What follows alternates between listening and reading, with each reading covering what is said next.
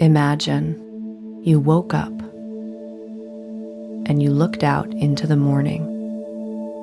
You saw it shrouded in darkness, the mighty with all their power, the merchants with all their control, and you felt fear every morning of your life. But imagine you woke up one day, one fine sunlit morning, completely free of fear. You looked behind the curtain of the world system and saw how they created money backed by fear, and how the so-called mighty ones were actually bound by fear, which used them to enslave our world. On that morning, in the light, you saw clearly the illusion.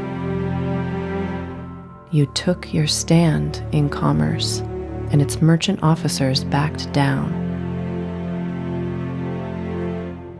You went into courts of law, and judges ran. And when you wielded the sword of truth, the most senior civil servant in your country abandoned his post. You awoke in the light. You found the keys, and something changed. Where you were once imprisoned, now there was an open door.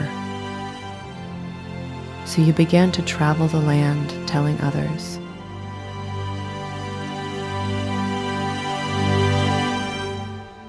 Speaking the truth of a bright, sunlit morning.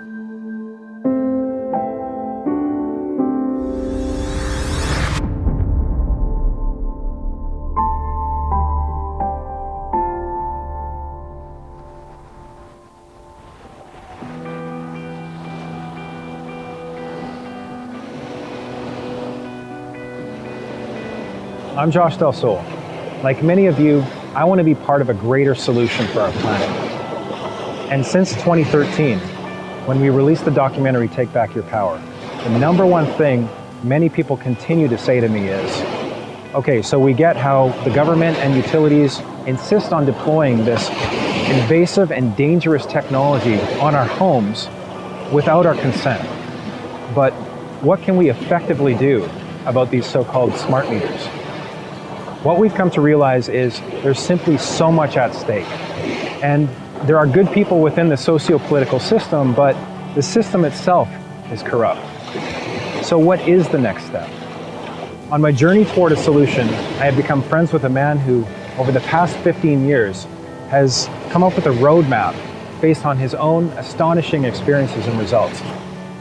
He discovered the power of liability and how we can now use it to create real change. The story you're about to see is a true story. It's a story about all of us. It's a story where we can truly be in power. I want to introduce you to Cal Washington. So Cal, you're active in this movement to help stop the corruption and hold these companies that are deploying these radiation surveillance meters accountable and liable. Why are you doing this? What values do you have, and why do you feel inspired to do this?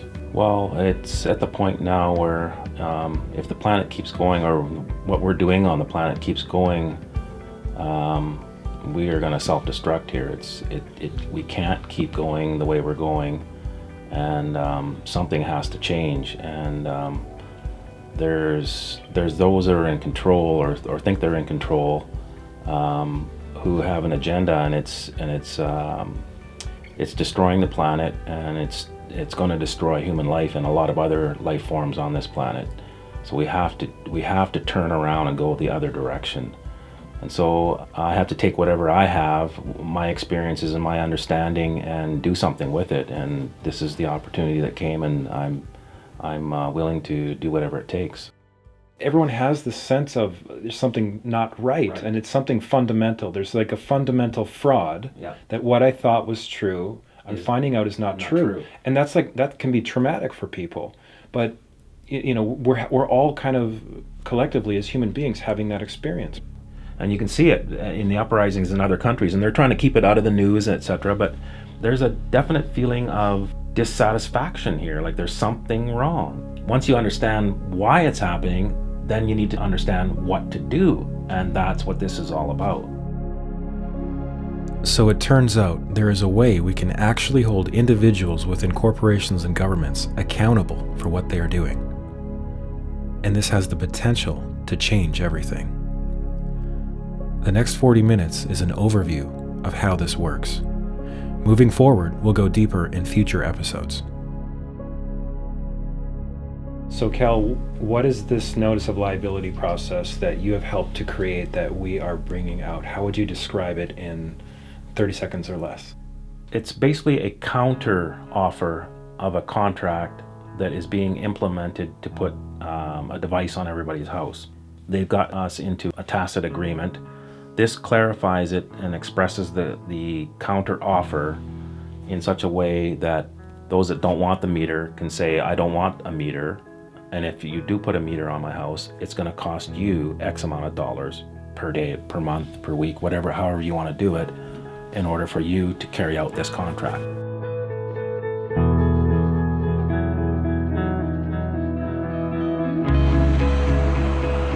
We followed Cal as he was invited to present his experience and this liability action to several groups throughout North America.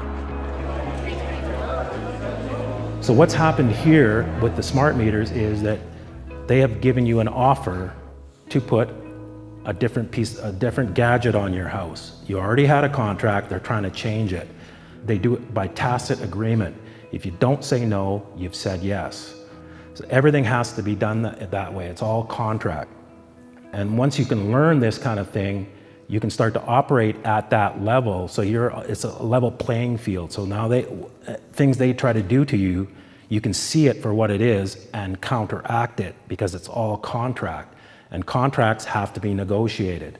So there's always a meeting of the minds. That's what we've done with this document. We've taken commerce, which is the Babylonian system of money, and we're using it, their type of contracts, tacit agreement, all the tricks that they do, we are using it against them. And they'll tell you, you can't do that, and that's bunk and all that kind of stuff. But I'm telling you, I've seen enough high-level officials run from this who know a lot more than I do, and they're scared of this. So it does work. It's all about liability. So basically, this process of the notice of liability is applicable for anyone to use, whether they have an analog meter, a so-called smart meter, or anything in between. Even if they have previously given their consent for one of these radiating surveillance meters, they can do this process at any time. Yes, because as you come into knowledge, even though you agreed to it, you agreed it without full disclosure, so that contract is null and void, and this is now the new contract. So in what countries is this system of commerce, the system, the way that things run? I would say every country. It's worldwide. It's a worldwide system. Commerce can be used for any issue on the planet. Any country or anybody that's doing commerce, which is pretty much the whole planet. This is the system that's kind of hidden, and now you can actually use it. What this talk is about and the action we're doing is basically we're saying that all these illusions, these Wizard of Oz type things, we're saying you as a human being are now liable. You can't hide behind your position in a corporation or in a government. What I've noticed in all my dealings over the last 12 or so years is everything has to be done by contract because there's no authority. It's all commerce. Once you understand that and you operate at that same level as them, not in ignorance where they've tried to keep you, the game changes. It's a game changer. You're now playing the proper game in the proper court. Put it this way, a game, there's a board that has a bunch of squares, some white and some black. They've got you playing checkers while they're playing chess. It looks the same. Once I got into this liability thing, I had some key public officials step down when they got their notice of default or when bills started coming. And it was always about 3 or 4 times, it was on the very day they got mail. And then other cases, it was about a week or maybe 2 weeks later. I'll tell you who quit on the day that he got mail. And look this up. It was written in Maclean's and the Globe and Mail and all that stuff. Kevin Lynch. He was the clerk of the Privy Council.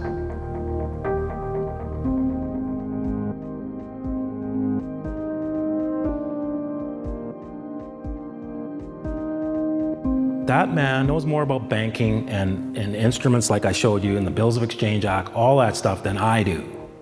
He ran. There was no court. There was no lawyer. He just went, this guy knows this, I'm liable, I'm out of here. And you can read it. He had a press conference in the morning and didn't announce any kind of retirement or anything like that. And by noon, no notice. Carol Taylor was another one. She was the finance minister in here. Same thing. Day she got her default, left politics. And that's after I got a whole bunch of letters from the Attorney General saying you can't do this and this is all bunk and there's no basis of law for what you're doing. But at the end of the day, she left. At this point, you might be wondering, what do people stepping down from positions of power have to do with getting a smart meter off my house? And how can we simply stop this and other globalist agendas? At the top of the pyramid, where the problem lies, they can't do everything. So they have coerced, mostly with money, in order to get the agenda to actually happen on the ground. Mm-hmm. So if you start removing all those people that are just under them, it stops. Who's gonna actually do it if they're gonna be liable? Without people actually implementing their schemes, there are no schemes. Somebody has to actually fulfill this. They're motivated by money. So if there's a document that is enforceable that is going to take more money away than they are getting, it's just, do the math. Why would I continue with this when it's going to cost me? I may be getting paid 10 million, but I'm going to have to pay 300 million over here. Well, I'm out of here. So if the liability is more than what they're going to get out of it, then it just doesn't make sense to carry on. Yeah. The whole idea is to wake the people up that are participating, saying, no, you're going to be liable if you continue this course of action, whether you understand it or not. You're going to be liable because nobody is immune to it.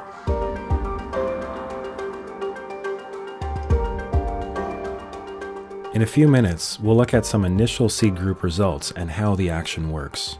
For now, let's look at how the current corporate rule has actually been functioning, so we can take back our power on multiple levels. So Cal, in the United States, how is it that we the people appear to no longer have our constitutionally recognized rights? Mostly because there's an assumption that you've given up the rights in order to receive benefits from the corporation. Social Security being the biggest one. The fact that you're taking benefits from a corporation means you have to also obey all the rules. So they just start to use that as leverage in order to get their agendas through, so that we're agreeing to all of this. Most of the countries on the world are corporations. Not really countries. They're operating as countries, but it's really a business. And they're in the business of, they create laws in order to make money. So that's why when you get a speeding ticket, it costs you $119. Anything you do that breaks some kind of statute, you pay. It's just a business. It's not teaching you anything. It's not making you a better human being or anything like that. It's just a way of paying. I needed to verify that countries are actually operating as corporations. It didn't take long to find that in the US Code, United States is defined as a federal corporation. And on the US Securities and Exchange Commission website, Canada is in fact listed as a company located in Washington, D.C. And we go and vote every 4 years thinking we're going to change something. And anybody that's voted for any length of time knows very little changes. It just seems there seems to be an agenda that always is running in the background, and it doesn't matter who you vote in, the agenda keeps going.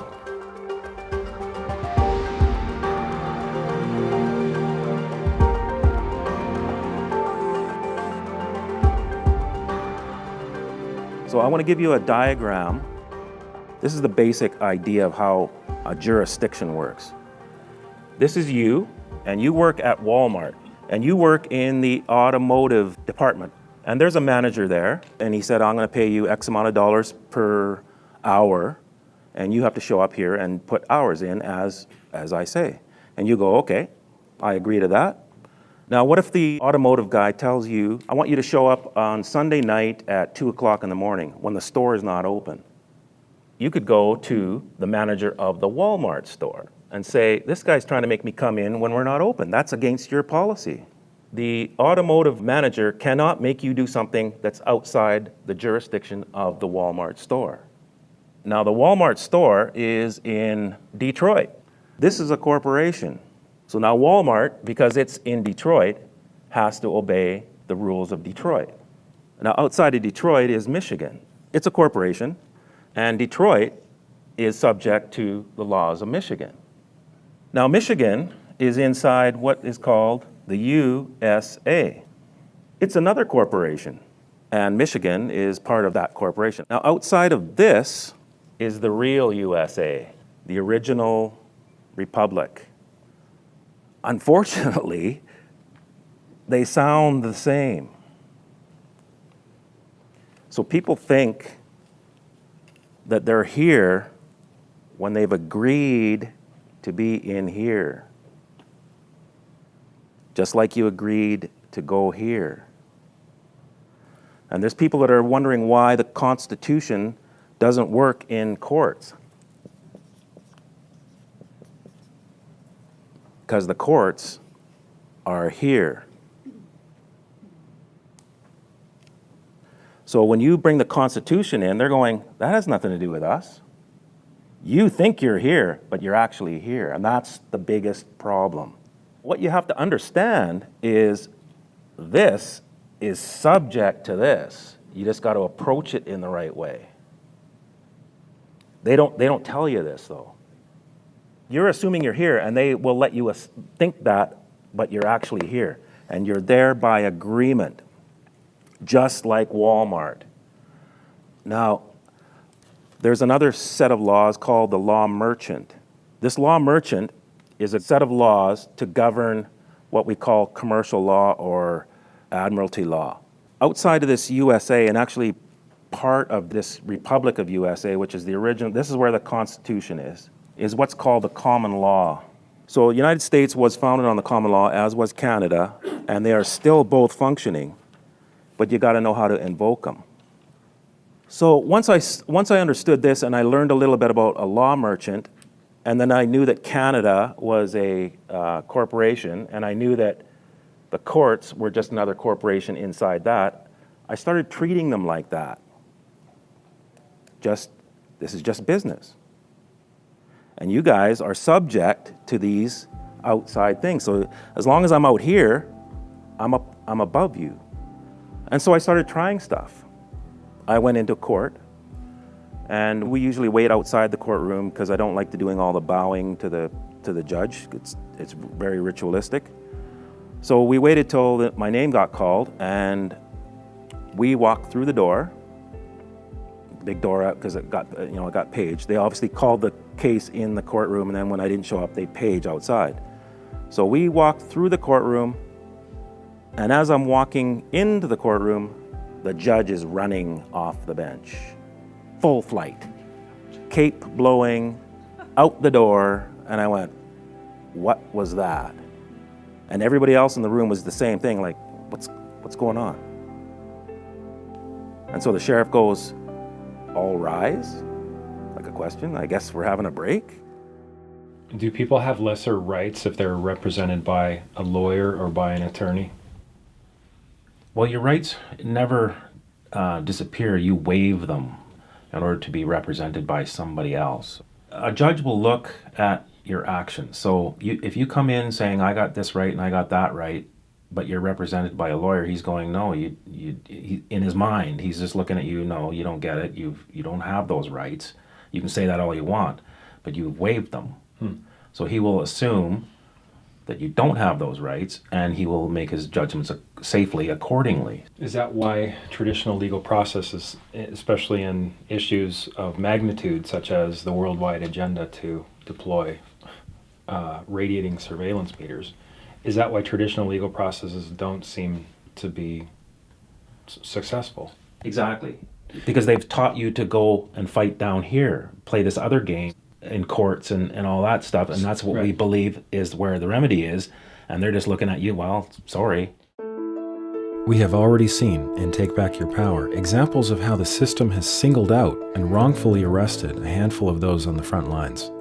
It's a tactic meant to inspire fear of speaking out. Let's hear about Cal's experience on the front lines a few years ago, which led to the foundation of this liability action. After the judge ran off the bench, I got arrested probably about a year later for driving without insurance. They thought, well, let's go after this guy. So they arrested me at work, and I ended up doing 60 days in jail. Throughout this 60 days, my friends put in a promissory note for my incarceration because this is just a business. My incarceration has to do with money. That's all they're interested in. So they put a promissory note in and said, can you let our guy go, right? Basically paying for my incarceration. So after my 60 days, they finally found me guilty. She gave me a $1,200 fine. She tried to impose a 5-year driving prohibition, and she gave me 1 day in jail.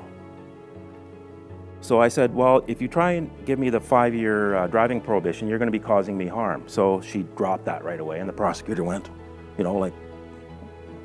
why did you do that? Because I'm treating her like a business. I'm negotiating with her. And she knew it. So she dropped that. And then I said, on the 1 day in jail, she gave me 59 days credit. So I said, I want to talk about the 59 days credit, because that seems like how do I get 59 days credit, right? So I got 1 day in jail and 59 days credit. So she said, okay. All right, this is an important point. In offering the 59 days credit, right after Cal just did 60 days, the judge publicly admitted on the record that Cal was wrongfully imprisoned. But you can't give time back, and both the judge and Cal realized this. I said, the 59 days credit that you just offered me, in business, has to equal the amount of a promissory note that was put in by my friends. And she goes, what? And I said, there was a promissory note put in by my friends. She goes, what? And everything's done in threes. And so I started to say it again, and then she goes, okay. She says, where was it put? I said, I believe it was put at 222 Main Street, where I was in the court. And she goes, okay. And where in the courtroom? I said, with the clerk of the court. She says, okay. So I said, I want the 59 days credit you just offered me to equal the promissory note that was put in. And so she said, okay. And she goes, how much was the promissory note? And I said, $300 million. Yeah, that's exactly what happened. There was a lot of lawyers in the back behind me, and they all were shocked, and she just about swallowed her tongue and put the gavel down and left the room. So I made a deal with a corporation called The Court, with the banker that's sitting on the bench. Through all that, I ended up writing a document very similar to what you're going to see. And what ended up happening was a bunch of people in high-level politics left their job without notice. What I'm showing you is a very similar document to this that has ramifications that make people in very high places very uncomfortable. I also want to show you that this jurisdictional idea actually keeps going. So the document that I've written goes into these upper jurisdictions, which are what we would call spiritual jurisdictions. Now, they're not seen, but I can tell you when you start to write documents to the Queen, etc., which I did, and call in her oath, you start to see them getting very squirmy. So you know something's there. And will, to the best of my ability, and will, to the best of my ability, preserve, protect, and defend preserve, protect, and defend the Constitution of the United States. the Constitution of the United States. So help you God. So help me God. So when government officials in the United States, for example, swear an oath to defend the Constitution, they do so up here. But meanwhile, they're running their corporation down here and assuming we're all down there with them, because that's what our actions indicate. When we receive benefits from the state, or when we petition or appeal, or even when we vote, we are doing so down here and thus agreeing to their claim of legitimacy. So the next time the age-old question comes up, how the heck can they be getting away with this? You now have your answer. It's by our unconscious agreement. But as the system of oaths is still running up here, that tells us that the Constitution and the Republic are both still functioning. Public officials that, like the governor, they've all taken an oath of office.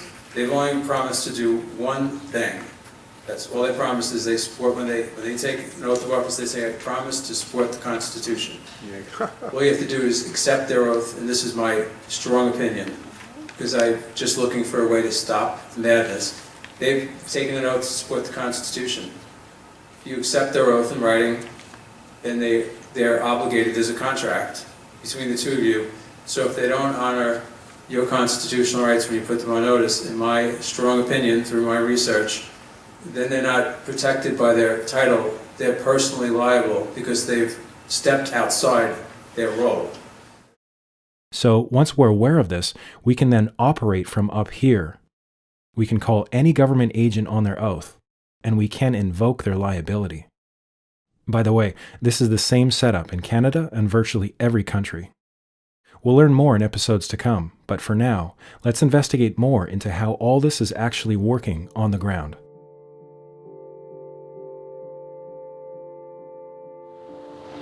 Considering that there's all these amazing results happening from Cal's experiences with the system, could it be that there's more going on than just coincidences?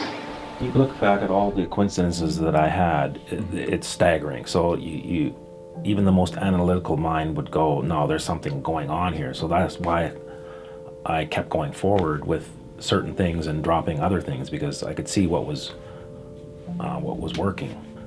We learned a deeper commerce, which is very similar to what notice of liability is, and through that process, once I got to the default stage, that's when a few people left office. 2 ministers of finance, and possibly at least 2 others, but 2 for sure were knee-jerk. About 8:30 in the morning, I got a call from a friend, and he goes, "Do you have anything to do with Kevin Fulton?"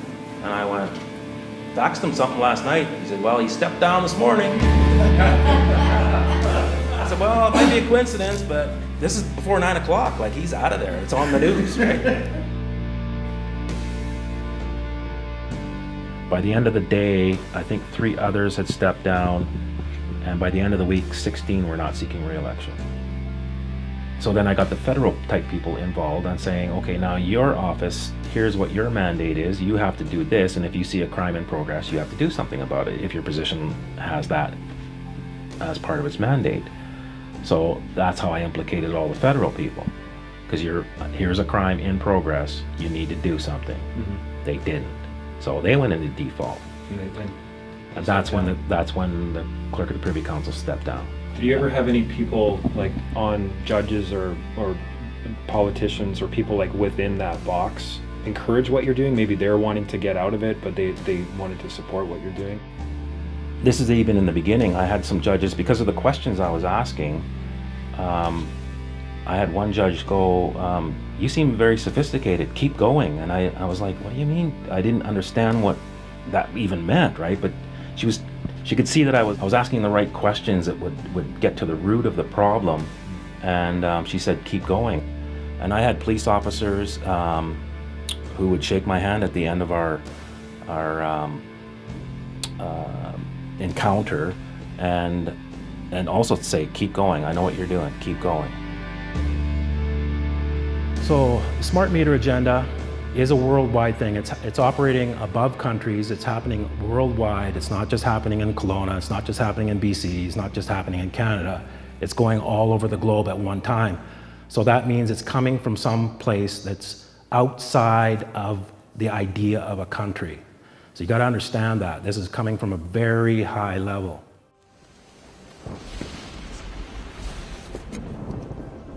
Let me tell you why you're here. You're here because you know something. So let's pause for just a moment and reflect on where you personally are in your relationship with what you're learning today. If you're feeling like this is all too much information at this time, we encourage you to take what resonates and set aside the rest for now. Tomorrow? Oh, but I want to go home now. You're not around. And keeping in mind that you can engage in the solution coming from pretty much any perspective. Let's continue. Who are you? Oh, I am the great and powerful Wizard of Oz. You are? I don't believe you. 6 years ago, smart meters were pretty rare. Today, 60 million consumers have access to detailed information about how much energy we use, how we use it, when we use it. So we can use that information to change our habits.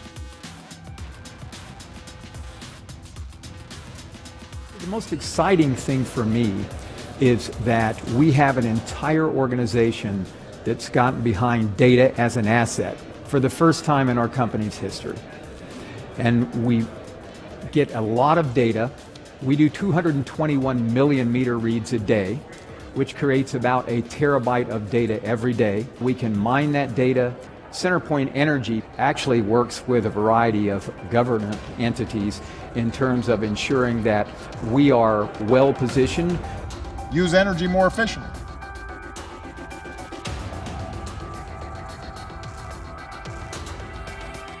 Change this fast presents new opportunities.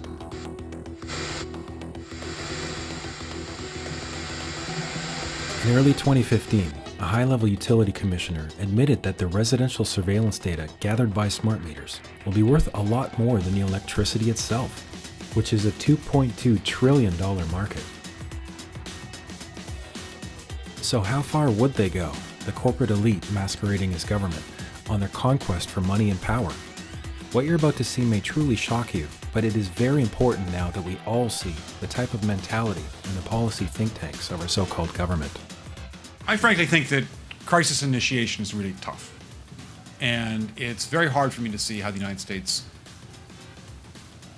president can get us to war with Iran. Which leads me to conclude that if, in fact, compromise is not coming, that the traditional way of America gets to war is what would be best for U.S. interests. So if, in fact, the Iranians aren't going to compromise, it would be best if somebody else started the war. We are in the game of using covert means against the Iranians. We could get nastier at that. I would just like to suggest that one can combine other means of pressure with sanctions. I mentioned that explosion on August 17th. We could step up the pressure. I mean, look, people, Iranian submarines periodically go down. Someday one of them might not come up. Who would know why? War is a game to the sociopathic. Human lives expendable. Rights unimportant. This disgraceful example we just saw is relevant to us because we find the same way of thinking behind all agendas bent on control and money, such as the deployment of so-called smart meters. Take away the propaganda and spin, and we see a silent war with quiet weapons, which undermine, infiltrate, and colonize. These actions, just like crisis initiation, are deplorable, anything but constitutional, and deserve justice. I call it treason. And somebody's got to start saying this stuff, right? So you can't spy on people in their homes. That's in the Constitution. Here's the definition of treason. Adhering to their enemies, giving them aid.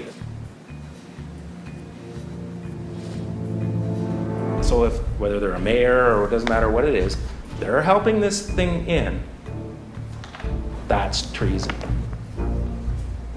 But if you go in here and talk about it, they're going to ignore you. You stand out here and you talk about it as a whole other thing. This smart meter thing is a huge problem. There are people leaving office as we speak because the game is over. The lights are going on, the bugs are in for the corner. And what I'm showing you here is they have a huge problem here, and if you guys can catch on to this, we can make big changes. So why are some people that are made liable stepping down and others not, or not yet? Well, it comes down to those that are really vested with the situation that are psychopathic are probably not going to step down because they have a way of thinking that's different than how most humans think. So there's that case. There's the case of what a lot of people do is they take this stuff to a lawyer, and the lawyer goes, "No, this is bunk. Don't worry about it." So then they take the advice of a lawyer because that's how they've been trained. There's other information out there, and there are some lawyers who understand this.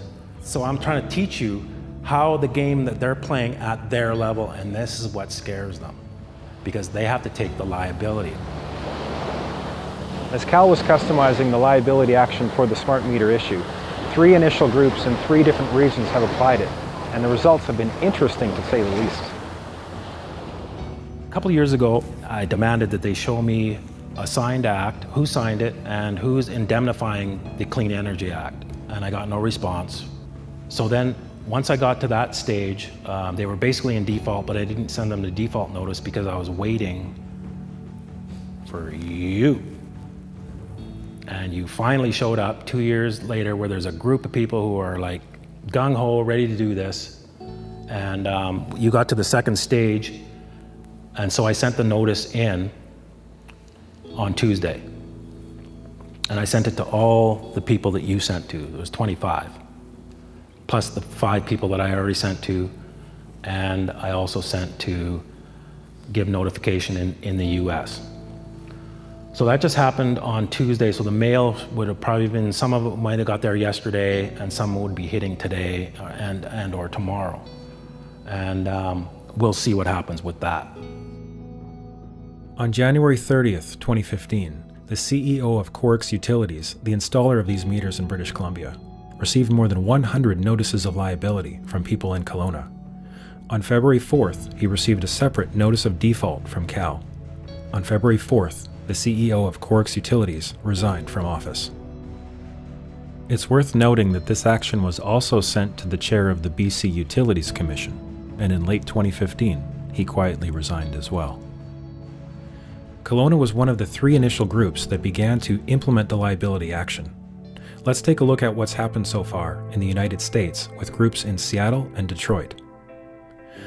After being defaulted by just 21 people, 3 of the 9 Seattle City Council members announced they would not be seeking re-election, including one who resigned before her term was up. And on March 13th, the defaulted CEO of Seattle City Light, the 10th largest public utility in the nation, announced his resignation. In Detroit, it is all out war. The utility DTE has cut electricity to several homeowners, including the elderly as winter approaches, as part of what could only be called a campaign of terror. After being defaulted by another 21 individuals, the Michigan Attorney General began calling for a free opt-out. 4 of the 8 officers in the Michigan Public Service Commission who are being held liable are no longer listed on the Commission's website. And a city attorney in Warren, Michigan has also resigned, but not before sending a letter to one of the claimants stating that the utility has a budget of $20 million set aside for paying off state legislators. Especially at the outset, we can expect some resistance. In the Detroit Seed Group, 13 out of 14 who started with an analog meter have successfully kept it. The 14th was heavily propagandized and, like several others in the Kelowna Seed Group, eventually accepted a supposedly disabled smart meter. And in New York, a lawyer named Andrew Pedersen wrote a commercial liability process very similar to our liability action. To the governor, to the head of PSE&G, to the head of National Grid, to the head of New York Power Authority, and to the head of the New York State Public Service Commission. And I sent it out and I put them on personally, accept their oath of office, and I tell them that they're violating my rights, and if they don't stop violating my rights, I'm holding them liable for $300 million each. She got a phone call the next day after the letters went out, my letter, and it was then certified, and he said, "We're so sorry that I don't know why they were threatening you, but you don't have to have a smart meter. I'm sorry, you know we'll never turn your water off." So it does work. And in January 2017, a group of several dozen on Maui sent a modified version of Andrew's liability document and notice of non-consent to the president of their power company, which had been planning on blanket installations. The next thing that happened was the proposal was rejected by the PUC, and the utility company came up with a new proposal. And the new proposal contained nothing about rolling out smart meters, and it contained nothing about an opt-out. In fact, the utility pretty much completely reversed themselves and went from the blanket in the islands and you have to pay to opt out to now, if you want a smart meter, you have to opt in. You have to give explicit consent for the utility to install one. Correct. I mean, I wish that we could trust the utility, but we don't trust them. We're not just kicking back and going, hey, we've won and we can, go on vacation to Hawaii. I spoke with an anonymous insider working at a utility where the executives are being held liable. Well, I'm an employee with a major utility, and what the utility here has done is they have put together what seems to be like an actual war room filled with newspaper clippings, photos of the actual activist leaders themselves, photos of what people do to block the radiation. Some seem very successful. Copies of flyers for events, copies and photos of the locks with the notices beside them, with liability actually stated on the notices. And they're taking very seriously this action by people who are fighting back. They seem to be nervous about it. They don't seem to be as confident as they portray to be around here. So here's the plan. Phase 1 was about seed groups with a limited number of participants. And while there is no way to say for certain what factors are involved in each resignation, liabilities are indeed resigning.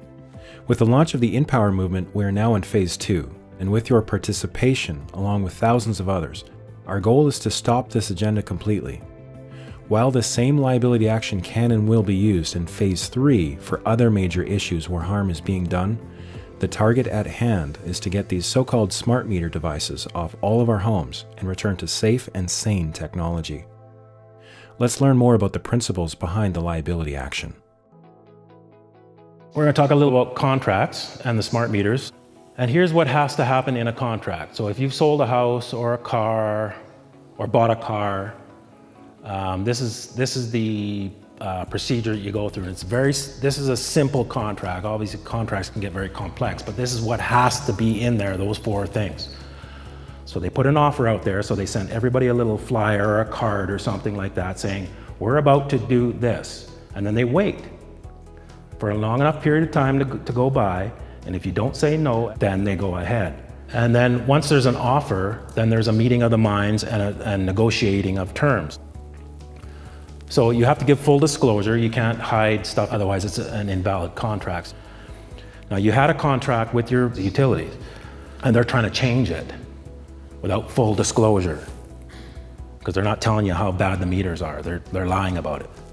It starts with an offer, there's a meeting of the minds, negotiating period, then there's an acceptance, and it has to be unconditional. The minute there's conditions on it, then the conditions have to be removed, right? It has to be unconditional. So when When you bought your house, you said, I will buy it, but I have the condition on making sure I have the finances, or I'm on the condition that my house sells. And then the seller can agree to that or not agree to it. That's how it works. Once that's all cleared and there's an unconditional acceptance and everybody's happy, then there's the actual exchange. So that's how a contract works. So a conditional acceptance is a counteroffer, but it has conditions on it, and the conditions have to be met, otherwise the contract doesn't move forward. Consent is what they're trying to get from you for these meters, and they get it through tacit agreement. So what we're going to do is take control of that contract. And once you understand contracts, then you can get in the driver's seat of this thing, right? And there's nothing they can do because we're operating at a high enough jurisdiction that they can't get on top of you. If you come and put the meter on, I'm going to start charging you. Yeah, I'll take your piece, but you got to pay me $10,000 a day. That's my agreement. You put the meter on, it's going to cost you. Do you still want to do this contract? That's what we've done with this document. So we're going to tell them they got to remove it. It's a 3-part process because that's the system, so we have to use their system against them. We restrict the jurisdiction. They can't take this into a court. This is a private agreement, just like buying a house. This is a private contract between you and that person over there. And because they put the offer out, this is the negotiation, and these are our terms to their contract. Okay? And if you understand the power of that, because they put the offer out, they can't back out. They have basically exposed themselves to a contract. They were hoping you wouldn't understand this. So they've been cheating us because we haven't understood how it works. That's correct. But now with this notice of liability, we're giving that tool into the hands of the people. Yes. So we're conditionally accepting their contract offer to install this device that radiates and surveils us in our own homes. We're doing a conditional acceptance with our terms, including a specific fee schedule. If they can't prove that there isn't a harm, then it's going to cost them money. And so money is what makes them think that they're thinking money, right? So you have to talk to them in money terms, not in this is hurting me and they don't care. The notice of liability does give you the opportunity to do a lien. It has the ability to have a grand jury and get people for treason in the U.S. You can use debt collectors. All those things are available once there is a verified debt. So we need to consider what our motivations are inside, because if you're into it because you want to get some money, then you're into it for the wrong reasons, and you will get different results. And so if enough people do this, it will stop because nobody wants to take the liability on. What are the steps necessary after sending the initial notice of liability? Well, then you have to send in a notice of fault that they haven't answered you, if they don't answer you. And if they do answer you, but it's not how they're supposed to answer you, then you send them a notice of fault saying that this is an insufficient answer. So then you give them another opportunity, which is grace, and that's again a biblical principle. So you give them another chance. At that point, then you put them into default, and then there is no more chances, and then the billing basically can start once they either put the meter on your house or done whatever is contrary to the terms of the contract. Okay, so what do we need to do as awakening human beings who care about our planet, who care about our families and our children and our grandchildren? What do we need to do to make this potential reality real? Actually do it. That's all. Send in a notice of liability. If we, the people, actually do something, there's nothing that anybody can do to stop it. It can't be stopped. If enough people on this planet wake up to what's really going on here and fix the problem at a fundamental level, the planet would run way better, and everybody would live in plenty. Everybody would live in a better, harmonious way.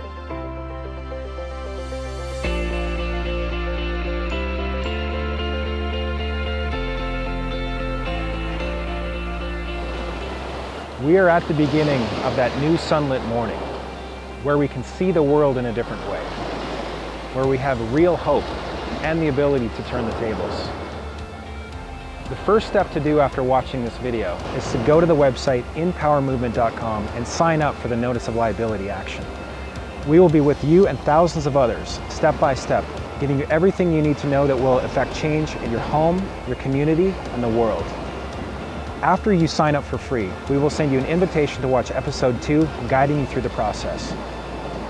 We can finally affect change together. Go do that now, and we'll see you in the next episode.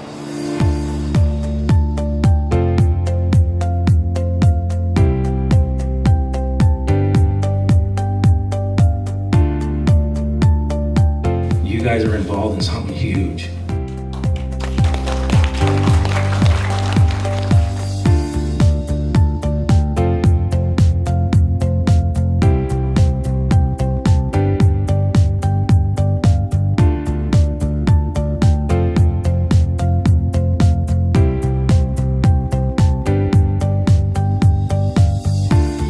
To say when I first passed out these letters that some people responded by saying, wow, that's a really intense approach. And, gosh, do you really think we need to do that? And I said, yes, I really think we need to do that. And so people did it.